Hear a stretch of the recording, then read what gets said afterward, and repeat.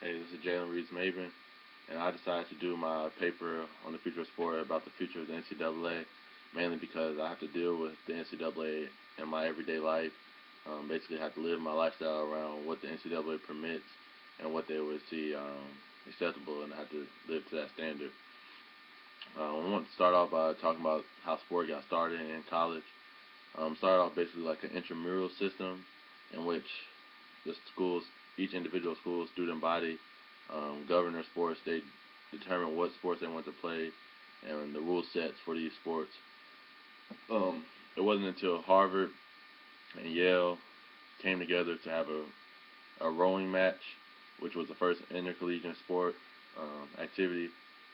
That was led to kind of the future push for intercollegiate athletics. Um, it was originally there was no NCAA.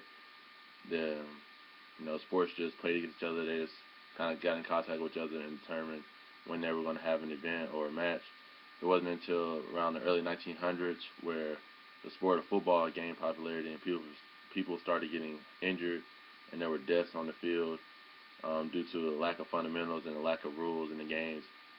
And after that 1905 season, the NCAA came into formation, basically just to set the rules for each sport and develop competitions.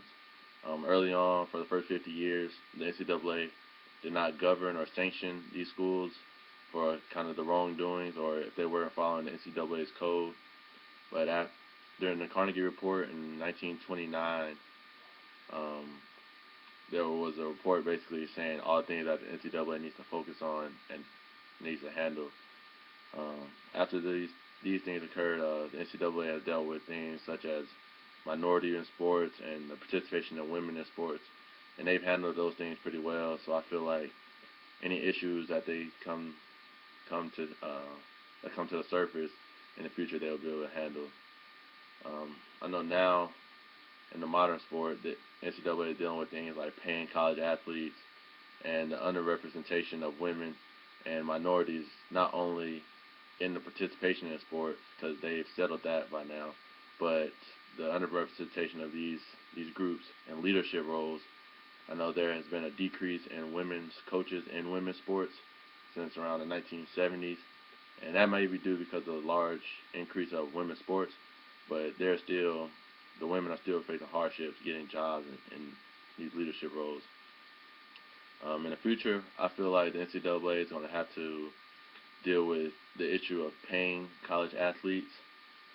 This is a topic that's actually going on right now, and they have many movements trying to start that. And one suggestion that people have been making is that while the athlete is on campus, they won't directly receive pay, but they will have a trust fund set up for them that they won't be able to touch until they have exhausted all of their eligibility in the sport and they can't play no longer. Then they will be able to access that money. Also, dealing with the amount of commercialism in sport, the athletes will be able to get paid for when an advertiser uses their likeness or in video games or magazines or on billboards, things like that. And the athlete wouldn't be paid directly, but the whole team will receive a cut for every time someone's advertised. I feel like with this commercialism and with this basically paying for play, the NCAA will also face issues dealing with their educational values.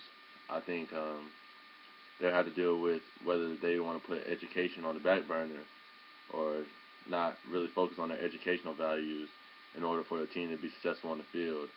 And I think that's actually going on right now, but I think it's going to increase in the future with the pay of players because it's going to become such a high price market, and the way that you're going to be able to get the best players is by paying them. And these best players may not have the academic prowess to be successful in the classroom, but they might be great on the field. Um, all these issues, I feel like the NCAA will be able to deal with as they come. But I think the NCAA's kind of purpose and goals and the structure of the organization are going to change because these are two monumental steps in the future of college sports.